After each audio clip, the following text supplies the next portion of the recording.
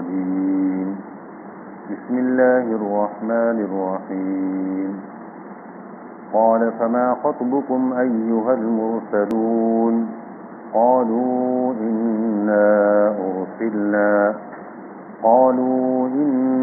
أرسلنا إلى قوم مجرمين إلا آل لوط إنا لمنجوهم أجمعين إلا امرأته قدرنا إنها لمن الغابرين فلما جاء آل لوط المرسلون قال إنكم قوم منكرون قالوا بل جئناك بما كانوا فيه يمترون وأتيناك بالحق وإنا لصادقون فأسر بأهلك بقطع من الليل واتبع أدبارهم ولا يلتفت منكم أحد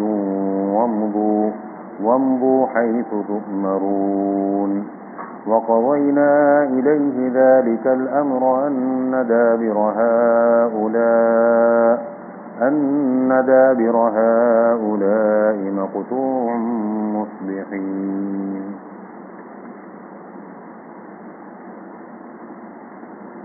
گزشتہ مجلس میں یہ آیت آئی تھی کہ نبی عبادی انی انا الغفور الرحیم، آپ میرے بندوں کو بتلا دیجئے کہ میں بڑا بخشنے والا، رحم کرنے والا ہوں، مہربان ہوں، اور یہ بھی میرے بندوں کو بتلا دیجئے کہ میرا عذاب دردناک عذاب ہے، اللہ کا عذاب بھی سخت ہے اور اللہ بڑے مہربان بھی ہے۔ چنانچہ اللہ تعالیٰ نے آگے حضرت ابراہیم علیہ السلام کا واقعہ بیان کر کے اپنی مہربانی کو بتلا دیا تھا، مہربانی کا نمونہ کہ بڑھاپے میں اللہ نے اولاد دی، یہ اللہ تعالیٰ کی مہربانی کا نمونہ ہے۔ پھر اس کے بعد 3 مثالیں، 3 واقعے جس کے ذریعے سے یہ بتلایا جائے گا کہ اللہ تعالیٰ کا عذاب بھی بہت سخت ہے۔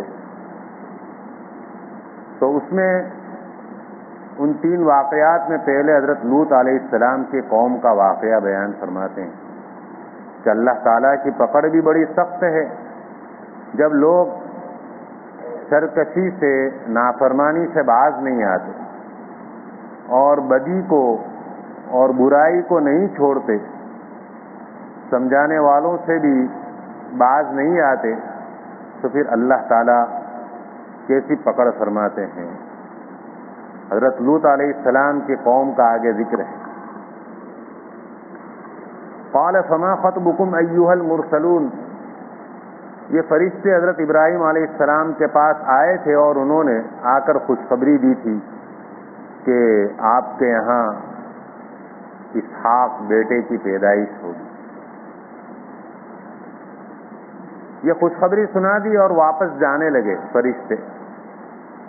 جب واپس جانے لگے تو ابراہیم علیہ السلام نے پوچھا کہ اب آگے تمہارا کوئی اہم مقصد، آگے تمہارا کیا مشن ہے، کیا اہم کام ہے آگے؟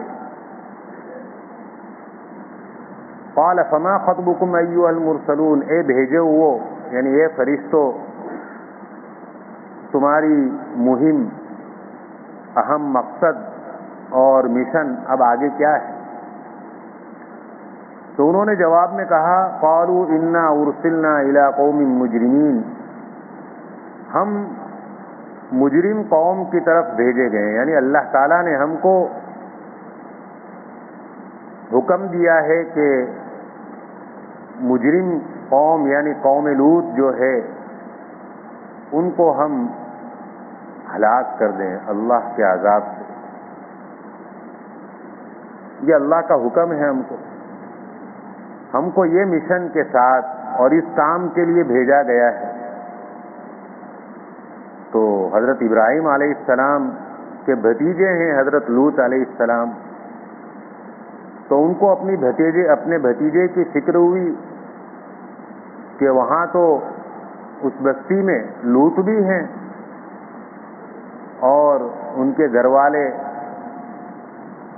3 بیٹیاں یا 2 بیٹیاں تھیں، وہ ان پر ایمان لے آئی تھی، تو وہ بھی ہیں. اور جو کچھ کم افراد، بہت کم لوگ ایمان لائے تھے، ان کا کیا؟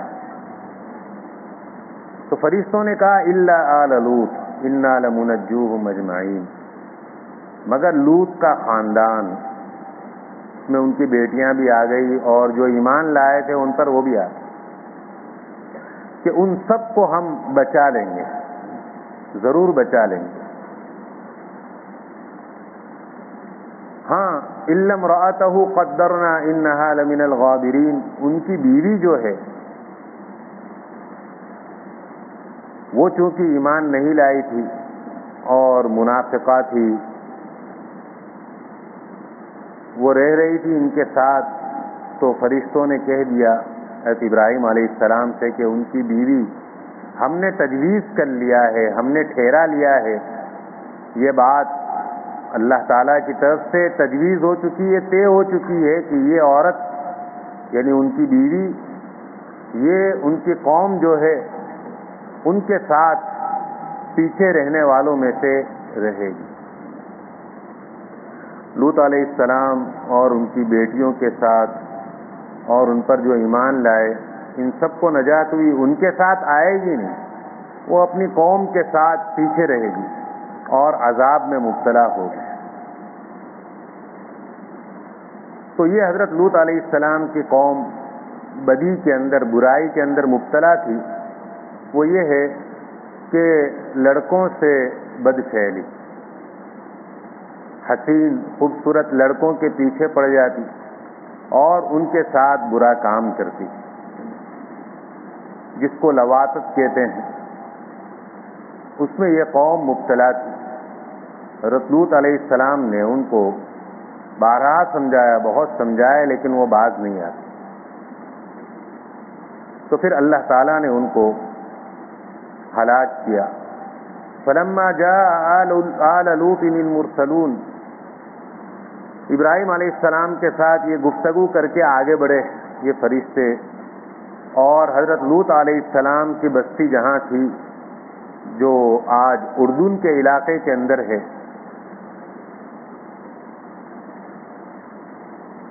ملک شام کا علاقہ یہ کہا جاتا ہے. تو فرشتے حضرت لوط علیہ السلام کے گھر پہنچے. حضرت لوط علیہ السلام نے ان کو پہچانا نہیں کہ فرشتے ہیں، کیونکہ انبیاء عالم الغیب نہیں ہوتے. اگر عالم الغیب ہوتے تو پہچان لیتے، نہیں پہچان. تو جب یہ لوگ آئے حضرت لوط علیہ السلام کے گھر، تو لوط علیہ السلام نے کہا انکم قوم منکرون، تم جانے پہچانے لوگ معلوم نہیں ہوتے ہو، پردیسی معلوم ہوتے ہو، میں تم کو پہچانتا نہیں. اور باہر سے جو لوگ آتے ہیں، پردیسی لوگ ہوتے ہیں، تو یہ ہماری قوم تو بہت خطرناک ہے، وہ پیچھے پڑ جاتی ہے، کیونکہ یہ لوگ بھی فرشتے حسین لڑکوں کی شکل میں آئے تھے. تو حضرت لوط علیہ السلام بہت پریشان ہوئے تھے. تو انہوں نے کہا بل جئناک بما كانوا فيه يمترون. قصے میں تقدیم و تاخیر ہے، یعنی جو جز بعد میں ہونا چاہیے وہ پہلے اللہ تعالیٰ نے بیان کیا، اور جو جز پہلے ہونا چاہیے واقعے کا وہ بعد میں آ رہا ہے. فرشتوں نے کہہ دیا کہ آپ گھبرائیے نہیں، ہم کوئی پردیسی لوگ نہیں ہیں آپ جیسا سمجھ رہے ہیں، بلکہ ہم تو فرشتے ہیں اور عذاب لے کر آئے ہیں. بلکہ ہم آئے ہیں آپ کے پاس اس چیز کو لے کر جس میں یہ لوگ شک کرتے ہیں، یعنی آپ کی قوم جن کو آپ دعوت دیتے ہیں، برائی چھوڑنے کے لیے کہتے ہیں اور ان کو وعید سناتے ہیں کہ بھئی تم باز نہیں آؤ گے تو اللہ کا عذاب آئے گا، تو یہ لوگ شک کرتے تھے اور اس کی طرف توجہ نہیں کرتے تھے. کہا جس بات میں یہ لوگ شک کر رہے ہیں وہی لے کر ہم آئے. وَآتَيْنَاكَ بِالْحَقِّ وَإِنَّا لَصَادِقُونَ, اور ہم لائے ہیں آپ کے پاس اٹل فیصلہ. اب یہ آگے پیچھے نہیں ہوگا معاملہ, اٹل فیصلہ لے کر آئے ہیں, اور ہم اپنی بات کے اندر ہم جو کہہ رہے ہیں اس میں بالکل ہم سچے ہیں کہ اب یہ لوگ ہلاک کر دیے جائیں گے, ان کے اوپر اللہ کا عذاب آئے گا. فَأَسْرِ بِأَهْلِكَ بِقِطْعٍ مِّنَ اللَّيْلِ وَاتَّبِعْ أَدْبَارَهُمْ وَلَا يَلْتَفِتْ مِنكُمْ أَحَدٌ وَامْضُوا حَيْثُ تُؤْمَرُونَ. فرشتوں نے کہا کہ آپ اپنے گھر والوں کو رات کے ایک حصے میں, یعنی اخیر رات کے اندر آپ اپنے گھر والوں کو لے کر نکل چلیں, یہ بستی چھوڑ دیں, بستی کو پیچھے چھوڑ دیں, آپ نکل جائیں یہاں سے, اور جہاں جانے کا آپ کو حکم دیا جا رہا ہے بس اسی طرف چلے چلنا, پیچھے مڑ کر دیکھنا مت.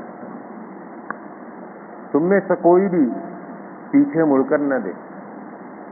وَامْضُوا حَيْثُ تُؤْمَرُونَ, جہاں کا حکم دیا جا رہا ہے وہاں بس چلے چلو. اور حضرت لوط علیہ السلام سے کہا تھا وَاتَّبِعْ أَدْبَارَهُمْ, جو ایمان والے ہیں اور جو آپ کی بیٹیاں ہیں ان کو آگے رکھنا, آپ ان کے پیچھے رہنا, تاکہ وہ لوگ ان کو دھیان رہے کہ پیچھے مڑ کر نہیں دیکھنا ہے. وَقَضَيْنَا إِلَيْهِ ذَلِكَ الْأَمْرَ أَنَّ دَابِرَ هَؤُلَاءِ مَقْطُوعٌ مُصْبِحِينَ, اور لوط علیہ السلام تک ہم نے یہ فیصلہ پہنچا دیا تھا کہ ان لوگوں کی جڑ صبح تک کٹ جائے گی.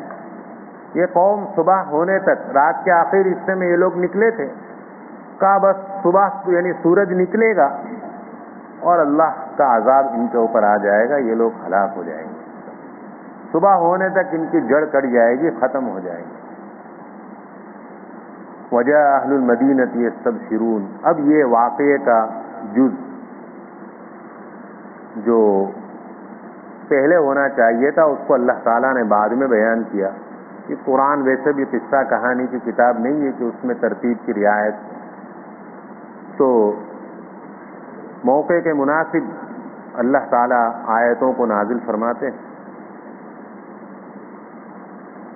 تو اب جب فرشتے حضرت ابراہیم علیہ السلام کے پاس سے حضرت لوط علیہ السلام کے گھر پہنچے تھے, تو راستے میں جیسا کہ ابھی بتلایا کہ یہ حسین اور خوبصورت بے ریش لڑکوں کی شکل میں تھے, داڑھی واری نہیں تھی, تو شہر والوں نے دیکھ لیا تھا, ان کو پتہ چل گیا تھا کہ یہ باہر کے لوگ ہیں, اور کہاں گئے وہ بھی انہوں نے دیکھ لیا لوط علیہ السلام کے گھر. تو دھاوا بول دیا انہوں نے لوط علیہ السلام کے گھر پر. وَجَاءَ أَهْلُ الْمَدِينَةِ يَسْتَبْشِرُونَ, خوش خوش ہوتے ہوئے شہر والے پہنچ گئے حضرت لوط علیہ السلام کے پاس, ان کے گھر پر پہنچ گئے. دروازہ بند تھا, باہر سے کہہ رہے تھے دروازہ کھول, ہمارا مقصود جو ہے وہ تمہارے یہاں ہے. لوط علیہ السلام نے اندر سے سمجھایا, کیونکہ جیسا کہ ابھی کہا کہ واقعے کا یہ رخ جیسا کہ پہلے ہے, اس لیے ابھی تک لوط علیہ السلام کو معلوم نہیں ہے کہ یہ فرشتے ہیں. تو انہوں نے اندر سے کہا ان ہؤلاء ضیفی فلا تفضحون, یہ میرے مہمان ہیں, تم مجھے رسوا مت کرو. کیونکہ مہمان کی رسوائی میزبان کی رسوائی ہے. تم ان کے ساتھ یہ بدفعلی کرو گے, برا کام کرو گے, تو یہ تو میزبان کی, میرے یہاں آئے مہمان, میری رسوائی ہوگی. واتقوا اللہ, اللہ سے ڈرو اور مجھے شرمندہ مت کرو, ایسی بے شرمی کے کام مت کرو, باز آ جاؤ. لیکن وہ تو مان نہیں رہے تھے کہ کھولو دروازہ. اس وقت فرشتوں نے ظاہر کر دیا تھا. لوط علیہ السلام کی پریشانی دیکھی تو کہا اطمینان سے رہو، فکر نہ کرو، ہم انہی کو ہلاک کرنے کے لیے آئے ہیں. تو جب لوط علیہ السلام نے اندر سے کہا کہ یہ میرے مہمان ہیں، مجھے رسوا مت کرو، تو قوم کہنے لگی باہر سے اولم ننہک عن العالمین، کیا ہم نے آپ کو روکا نہیں جہاں والوں سے کہ اس طرح باہر کے مہمان تمہارے یہاں آنے نہیں چاہیے؟ اب تم نے خود ان مہمانوں کو اپنے یہاں روکا ہے، تو اب تم کو رسوائی ہو رہی ہے تو تم جانو، ہم تو ہمارا کام کرتے رہیں گے اور کر کے رہیں گے. لوط علیہ السلام نے کہا ہؤلاء بناتی ان کنتم فاعلین، اگر تم کو اپنی خواہش ہی پوری کرنی ہے تو پھر میری بیٹیاں ہیں، نکاح کر کے جائز طریقے سے اپنی خواہش پوری کرو. بیٹیوں سے اپنی بیٹیاں بھی مراد ہو سکتی ہیں اور قوم کی بیٹیاں بھی، کیونکہ نبی اپنی قوم کے روحانی باپ ہوا کرتے ہیں. اس اعتبار سے لوط علیہ السلام نے کہا کہ میری بیٹیاں ہیں، نکاح کر کے اپنی خواہش جائز طریقے سے پوری کرو. لیکن یہ لوگ تو بس اتنے جوش میں تھے کہ اب دیوار پھلانگ کے آنے کی تیاری، جس کو اللہ تعالیٰ فرماتے ہیں لعمرک انہم لفی سکرتہم یعمہون. اللہ تعالیٰ نے قسم کھائی نبی کریم صلی اللہ علیہ وسلم کی حیات کی، آپ کی حیات کی قسم، آپ کی زندگی کی قسم، یہ لوگ اپنے نشے میں مدہوش تھے. ایک نشہ تھا. اتنا سمجھانے کے بعد بھی سمجھ نہیں رہے تھے، باز نہیں آ رہے تھے. اللہ تعالیٰ نے نبی کریم صلی اللہ علیہ وسلم کی حیات کی قسم کھائی. اس سے معلوم ہوا کہ پوری کائنات میں نبی کریم صلی اللہ علیہ وسلم کا جو مقام اور رتبہ ہے ویسا کسی کا نہیں، کیونکہ اللہ تعالیٰ نے قرآن پاک میں کہیں بھی کسی فرشتے کی نہ قسم کھائی نہ کسی نبی کی قسم کھائی، کسی کی زندگی کی اللہ تعالیٰ نے قسم نہیں کھائی. آپ کی زندگی کی قسم کھائی جس سے آپ کا مقام بلند اور اونچا معلوم ہوتا ہے کہ اللہ تعالیٰ کے یہاں آپ کا کتنا اونچا مقام ہے. کہ اللہ تعالیٰ فرماتے ہیں آپ کی حیات کی قسم، یہ لوگ اپنے نشے کے اندر مدہوش ہیں.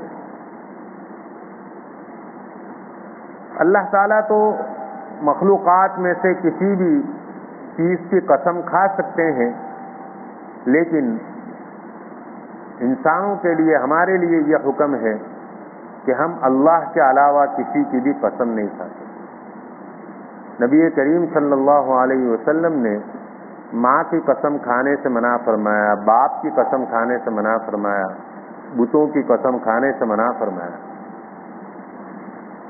ایک مرتبہ حضرت عمر رضی اللہ تعالیٰ عنہ نے کسی بات پر باپ کی قسم کھا لی تو آپ نے روکا کہ اللہ تعالیٰ نے اس سے منع فرمایا ہے کہ اپنے باپوں کی قسم مت کھاؤ. کیونکہ آدمی جب کسی کی قسم کھاتا ہے تو گویا وہ چیز اس کے یہاں بڑی ہے.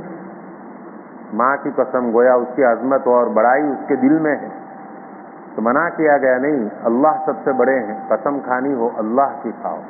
وہ بھی اس صورت میں جب کہ آدمی اپنی بات میں سچا بھی ہو اور ضرورت بھی ہو قسم کھانے کی.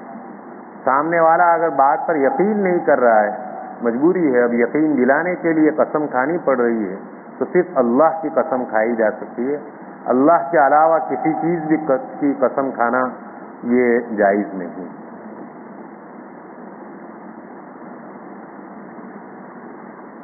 اب اللہ تعالیٰ کی طرف سے ان کے اوپر 4 قسم کے عذاب آئے. پہلا عذاب تو ان کے اوپر یہ آیا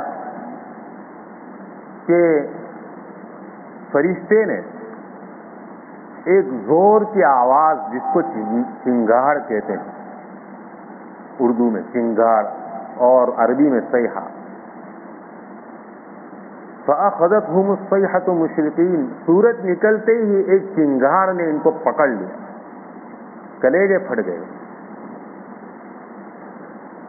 اور پھر حضرت جبرائیل علیہ السلام نے پوری بستی کو اوپر اٹھایا.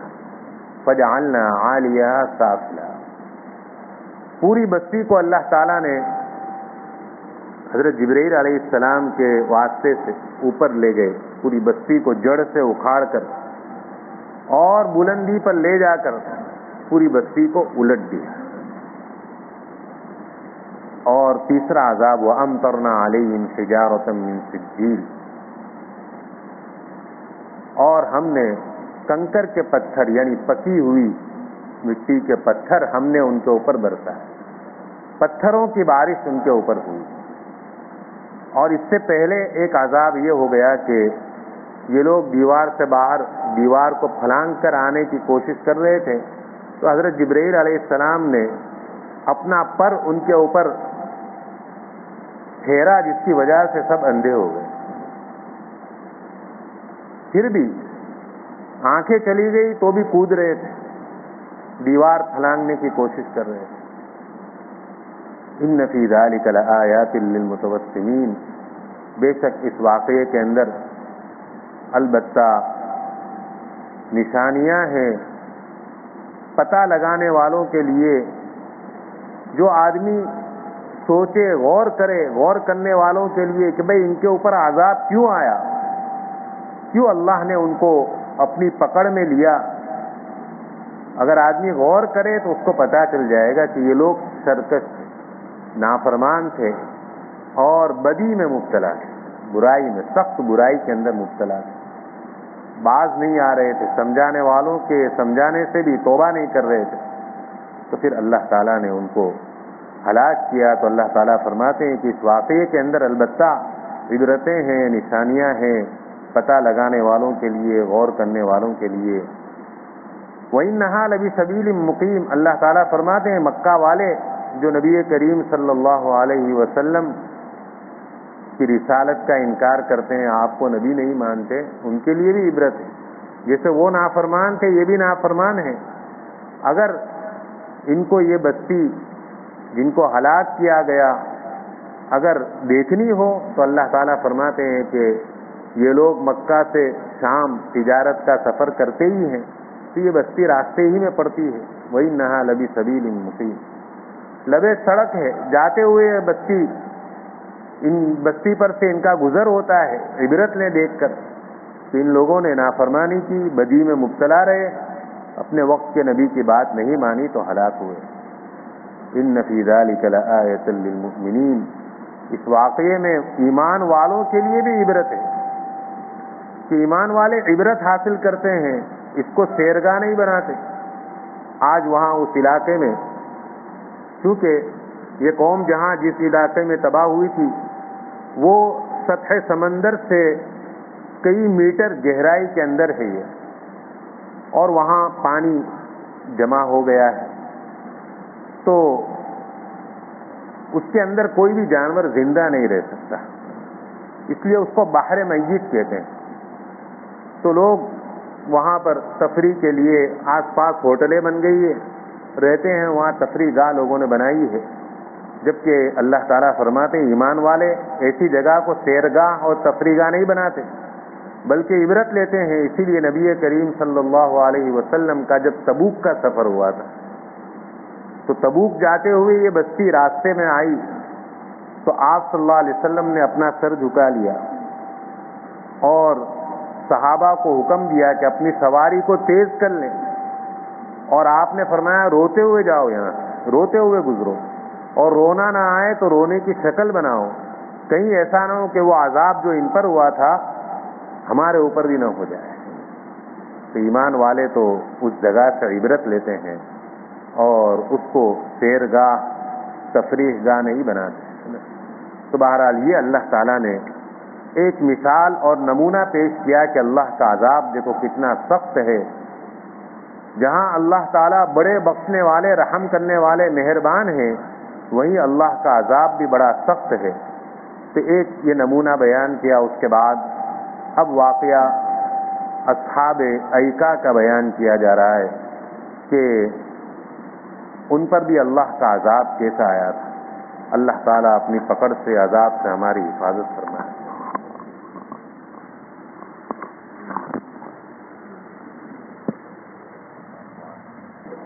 سبحانك اللهم وبحمدك وتبارك اسمك وتعالى جدك ولا إله غيرك لا إله إلا أنت سبحانك إني كنت من الظالمين وإلهكم إله واحد لا إله إلا هو الرحمن الرحيم اللهم صل على محمد عبدك ورسولك وصل على المؤمنين والمؤمنات والمسلمين والمسلمات۔ اے اللہ ہمارے گناہوں کو معاف فرما، ہماری خطاؤں سے درگزر فرما، ہماری سیئات کو حسنات سے مبدل فرما۔ اے اللہ تیری مرضیات پر زیادہ سے زیادہ چلا کر نامرضیات سے پوری پوری حفاظت فرما۔ نبی کریم صلی اللہ علیہ وسلم کے طریقوں اور سنتوں کو زندگی کے ہر شعبے میں جاری کرنے اور اپنانے کی توفیق عطا فرما۔ اے اللہ اتباع سنت پر زندہ رکھ اور اتباع سنت پر موت عطا فرما۔ ہر چھوٹی بڑی برائی سے، بدی سے ہماری حفاظت فرما۔ ہر چھوٹے بڑے گناہ سے بچا لے، آنکھوں کے گناہ سے بچا لے، کانوں کے گناہ سے بچا لے، زبان کے گناہ سے بچا لے۔ یا اللہ ہم سب کو مرنے سے پہلے سچی پکی توبہ نصیب فرما۔ اے اللہ تیرا تعلق نصیب فرما، تیرا قرب نصیب فرما، تیری سچی پکی محبت نصیب فرما، تیری معرفت و محبت کے انوار سے ہمارے قلوب کو منور فرما، دل کی سیاہی کو یا اللہ ختم فرما۔ یا اللہ جس طرح سفید کپڑا میل کچیل سے یا اللہ پاک صاف کر دیا جاتا ہے، یا اللہ دھونے سے وہ پاک صاف ہو جاتا ہے، اس طرح یا اللہ ہمارے دلوں کو بھی ہر طرح کے میل کچیل گناہ سے پاک اور صاف فرما دے، سارے رذائل سے، برائی سے ہمارے دل کو پاک فرما دے، ایمان کے نور سے منور فرما دے۔ یا اللہ صدیقین والا یقین ہم سب کو نصیب فرما دے۔ یا اللہ ہم سب پر اپنا خصوصی فضل فرما، رحم و کرم کی تکمیل فرما، عفو اور عافیت کا معاملہ فرما۔ یا اللہ پورے عالم کے اندر جہاں کہیں بھی یا اللہ مسلمان مظلومیت کا شکار ہیں، ان کی بھرپور نصرت اور مدد فرما، ظالموں کے ہاتھ کو ظلم سے روک لے۔ یا اللہ مظلوموں کی بھرپور نصرت اور مدد اور حمایت فرما۔ یا اللہ دین کی محنت و خدمت کے لیے ہم سب کو قبول فرما۔ پورے عالم کے اندر یا اللہ دعوت و تبلیغ کی محنت کو بھی عام و تام فرما، جہاں کئی رکاوٹیں ہیں اس کو دور فرما۔ یا اللہ عمومی محنت کو یا اللہ زیادہ سے زیادہ عام فرما اور لوگوں کو اس کی طرف متوجہ ہونے کی توفیق عطا فرما۔ یا اللہ ہم سب پر اپنا خصوصی فضل فرما۔ نبی کریم صلی اللہ علیہ وسلم نے جتنی خیر و بلائی تجھ سے مانگی ہم کو اور پوری امت کو عطا فرما، جن سرور اور برائیوں سے پناہ چاہی ان سے ہماری اور پوری امت کی حفاظت فرما۔ ربنا تقبل منا انك انت السميع العليم وتب علينا انك انت التواب الرحيم وصلى الله على النبي الكريم برحمتك يا